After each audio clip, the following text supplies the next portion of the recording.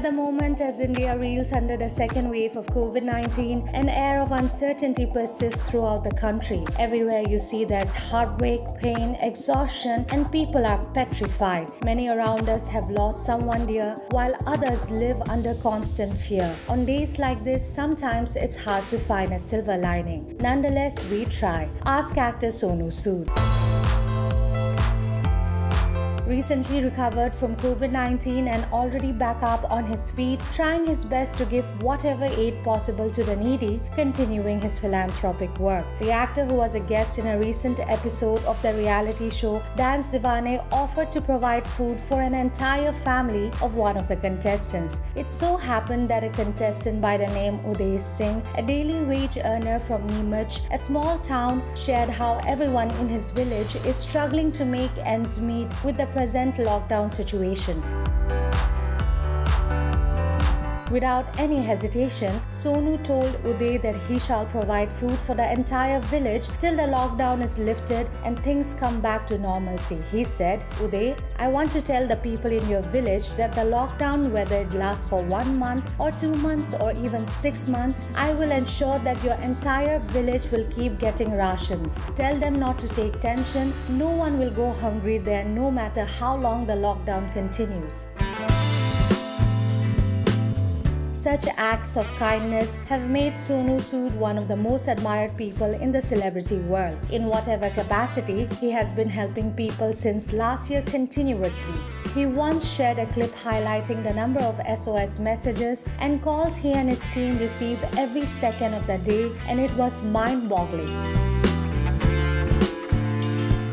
Now, with the second wave of COVID-19 wreaking havoc everywhere, he has been trying to arrange COVID-19 medicines, oxygen cylinders, and other stuff for the people in need. नमस्कार, मैं आपसे एक छोटा सा किस्सा share करना चाहता हूँ। करीबन कल रात को 2:30-3 बजे तक मैं किसी को बेड दिलाने की कोशिश कर रहा था। हम उनको बेड दिला पाए और उसके बाद उसकी स्ट्रगल हुई वेंटिलेटर के लिए। फिर रात को 5:30-6 बजे सुबह हम लोग उसको वेंटिलेटर भी दिला पाए और फिर वो विषय नहीं रहा। फिर हमारी जंग शुरू हुई उसका अंतिम संस्कार करने के लिए। जगह नहीं मिल रही है, उनके पास पैसे नहीं है, हमने उनका अंतिम संस्कार का भी अरेंजमेंट कर दिया।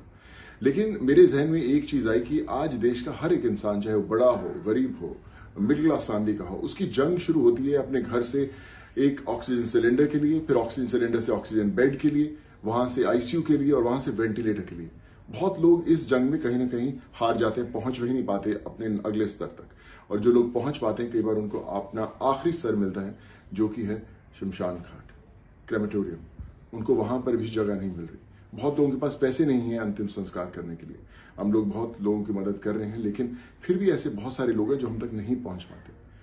मैं आज सभी सरकारों से हाथ जोड़कर विनती करता हूं कि आप एक ऐसा लॉ जल्द से जल्द निकालें कि कोई भी क्रेमेटोरियम, कोई भी शमशान घाट या जहां पर उनका अंतिम संस्कार या अंतिम राइट्स होते हैं, उसका खर्चा ना लगे।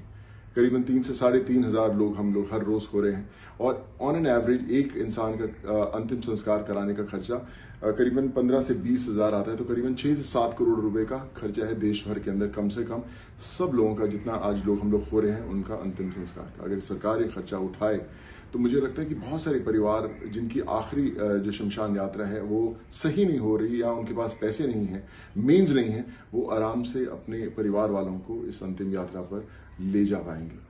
वो बोलते हैं ना कि जो मुसीबत में साथ में खड़ा वही सबसे बड़ा। तो ये समय आ गया है कि और समय ना व्यर्थ करते हुए जल्द से जल्द आगे आए, सारी सरकारें आगे आएं और एक ऐसा लॉ पास करें कि देश भर में जितने क्रेमेटोरियम्स हैं, जितनी शमशान घाट्स हैं, जहां पर भी लोगों को अपनी अंतिम यात्रा के लिए कोई भी कार्यक्रम करना है, वो एकदम फ्री ऑफ कॉस्ट हो। वहां पर इतनी लकड़ियां भर दें, इतना सब सामान भर दें कि किसी को कोई जरूरत नहीं पड़ती। फर्क नहीं पड़ता कि वो अफोर्ड करता है नहीं करता, लेकिन मुझे लगता है कि इस समय हम लोगों को ये करना बहुत ज्यादा जरूरी है, एक देश के अंदर एक वापस विश्वास जगाने के लिए, उनको बताने के लिए कि हम आपके साथ खड़े हुए हैं। आशा करता हूं कि आप जल्द से जल्द इसके बारे में सोचेंगे और जितनी आवाजें हैं वो इसके बारे में जरूर उठाएंगी, आवाज उठाएंगी, ताकि लोगों को अपनी अंतिम यात्रा जो है उसके अंदर आपका साथ मिल सके। धन्यवाद।